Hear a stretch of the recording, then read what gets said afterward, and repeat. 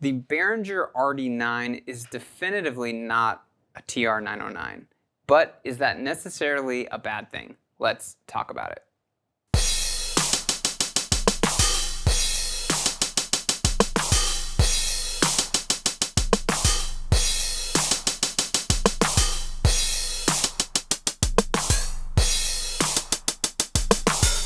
Hi, I'm Zach Marr from Alamo Music here in San Antonio, Texas. You can find us online at alamomusic.com. If you haven't already, hit the subscribe button, turn on your notifications. This is our Alamo Sound Lab channel where we talk about all things music tech related. Today we're looking at the Behringer RD-9, and there has been a lot of excitement and buzz about the RD-9 since it was announced. And really the expectation was for it to ship much earlier last year, and I think some units did ship. But in the midst of the pandemic and the craziness with supply chain and chips, there wasn't really another shipment of these units to their super partners in the US and Germany until late in the year. I think December in the US, they started to see back orders getting filled. And so I was really curious. I've been excited to get my hands on one of these because I love the 909 so much. I'm more of a fan of the 909 than the 808 in terms of a sound and flavor. And really the appreciation for the 909 has, I think, grown as of late. The 808 has been kind of loved on for decades, and the price has reflected that. The 909, though, as of a couple years ago, you could still get them for half the price of an 808. But looking now online, you're seeing them go for the prices of the 808s, anywhere between 5 to 10 grand. Some people, I'm not sure they're getting 10 grand, but they're asking for numbers all between 5 and 10K. Prices are all over the place. The original unit came out in 1983, and they made something like 10,000 units. It was one of the first drum machines they made with digital samples. They couldn't get the cymbal sounds to sound quite right, so they settled on using digital samples and made analog voicing for all the other instruments. Of course, it was not wildly successful at the time. This was when the digital rage was all in vogue, and so anything analog or not real sounding was kind of viewed as a sub-desirable alternative to kind of more real sounding instruments, which tended to be digital.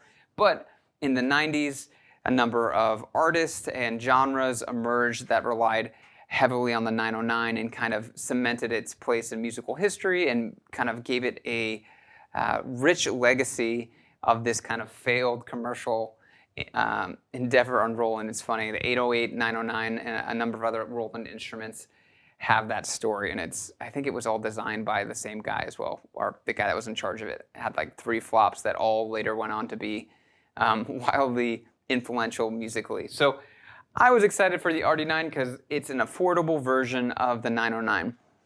And I'm here to tell you that it is not a 909, but I don't think that's a bad thing. It is very much a 909 vibe when you play with it. It very much captures what's magical about the 909, but it also improves upon some things that are not so magical about the 909. And tonally, it's not a perfect match, but I don't think you can have a perfect match. As we've seen with a lot of these clones, the analog circuitry in the older units, it varies from unit to unit, and the aging also and manufacturing techniques are different enough that it's really difficult to get a perfect one-to-one match. But Behringer has done a great job with their recreations, and it gives you the flavor and the feel of the original. That's my kind of summary thoughts on it. Would love to hear your thoughts below if you think differently. But we're going to, in the playing, you'll see I'm going to go through each voice and kind of mess with the parameters so you can hear where it goes. And there's a few additional parameters that the RD-9 has that the 909 doesn't have at all, which are really nice. But we'll do kind of a detail. It's a quick and dirty comparison, both playing through a pattern and playing through the individual voices after we talk about it a little bit more. But before I get into that, wanted to talk about what the improvements are that are in the RD-9. So it has 2 additional controls for the bass drum, pitch depth and pitch, which is really creates some really powerful kick drum sounds that are different than the original. You also have a tune knob for the hi-hat, which you don't have on the original, that additional parameter. You also get the ability to send it through an analog filter, which is a really cool, it's got a high-pass filter and a low-pass filter with resonance and cutoff. And you can do some really fun things passing the RD-9 through the filter. It's similar to the RD-8. I think that just is a whole nother toolkit, which is really great. You get auto repeats and note repeats and step repeats, again allowing you to emulate some of the kind of trap style, polyrhythmic, super repeated whatever notes using that function, which is really nice. It kind of gives it the feel of a digital drum machine, even though it is an analog drum machine, with digital controls. But very, very cool. Among other things that it offers, it also you can use these to trigger the notes. You can use the buttons to trigger the notes to kind of tune them and get them to where you want them. That's different than the original interface.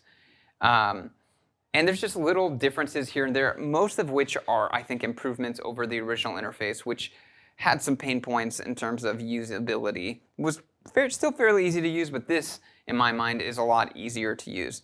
And there is like a vintage mode versus kind of like the hot rod mode where it locks down all the functions that were not present in the original, and you can't use them if you want to have a pure mode. But really, I think the additional features are welcomed and nice. And if I had to sonically describe the difference, and I think this is true of a lot of the clones or modern versions of vintage instruments, they tend to have a much cleaner sound, a cleaner output. Perceptually, it sometimes sounds brighter, but I think it's just clarity, really. It's a little bit more hi-fi, and hi-fi always sounds a little brighter. This is very subjective descriptions. This is not on an oscilloscope, but they tend to sound clearer, brighter, sometimes punchier, I would say. The older units, and the 909 in particular in this case, there's a lot of body, there's a lot of warmth, there's a lot of depth. It's definitely darker, and it's lower fi sounding, which it's nice. There is a magic to it, playing the original and hearing the original, and you kind of, I don't know if it's worth the premium that people pay for them, but you can understand the magic of playing on an original 909 versus a cloned 909, and Roland's done a great job with their ACB clones as well.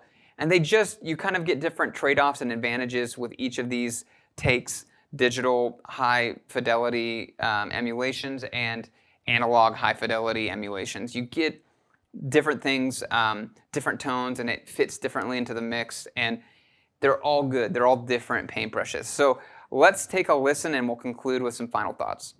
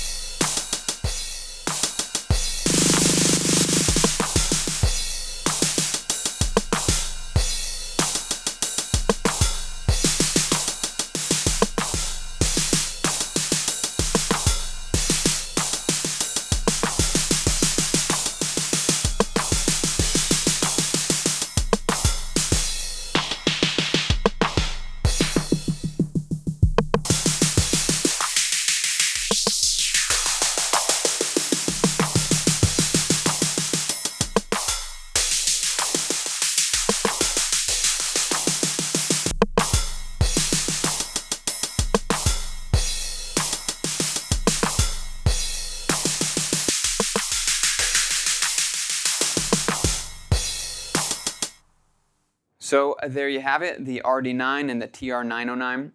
Again, that was a down and dirty comparison. I was trying to give you a sense of each of the voices. I wasn't super particular with tuning them to each other or even tuning them when we were playing the individual voicing. I was hoping to give you a sense of their range and kind of just the general character. I think you could spend a lot of time trying to get it exactly, and maybe you can find overlaps where they sound exact. But for the most part, I think they sound pretty different, and I don't think that's a bad thing. I do think it captures the magic. I think some of the magic of the 909 is in the bass and snare, and the accent function really does a great job on that. And then also the tuning of the ride and crash and the decay on the hi-hat and adding the tuning to the hi-hat, all of those functions are really nice things to play with on the original 909 with the tuning on those digital samples. Really part of its magic, and this does a fantastic job of allowing you to do that and expanding upon it by adding it to the hi-hat. Also get a lot of musicality out of the analog filter and playing with it in real time with the RD9's other voicing, and I think that is a lot of fun as well. You get the true audio outs per voice. The original had a stereo out, and I think it was hard pan for the voices if you wanted to do a recording with a stereo out. This does not. I think it has just a mono out and a headphone out, and I don't think they're panned. The headphone out, I should listen, but it didn't sound like it was panned. I didn't check, but another small difference. So there's a lot of small differences. It's not a 909, but it gives you the 909 flavor, and it does an analog flavor of it, and it's the closest thing that I think you can have to owning a 909. The TR-8S and the Roland Cloud 909 also is incredibly close, but it's a digital emulation. Just another flavor and version if you want an analog version and emulation of the 909. The RD9 is definitely the way to go. We'll have to do a comparison between the RD9 and the Roland Cloud or the TR-8S to see fidelity-wise which one probably sounds more like a 909. I would guess the Roland. The Rolands they have like a digital sheen to them, if that makes any sense, but they tend to sound a little bit more, still closer to the originals with the ACB kind of circuit modeling. But we'll have to do a comparison. That's for another video. I hope you enjoyed this one. Let me know your thoughts below. Is this the year of the 909? I hope we hear lots of music with 909s and RD9s in them, because I think it's a different tone, and I don't know about you, but I'm a little tired of the 808s in every song. We should hear some more 909s. So let me know your thoughts. If you didn't already, hit subscribe. If you want to talk more, find us at almamusic.com. Love to speak to you there, and have a great rest of your day.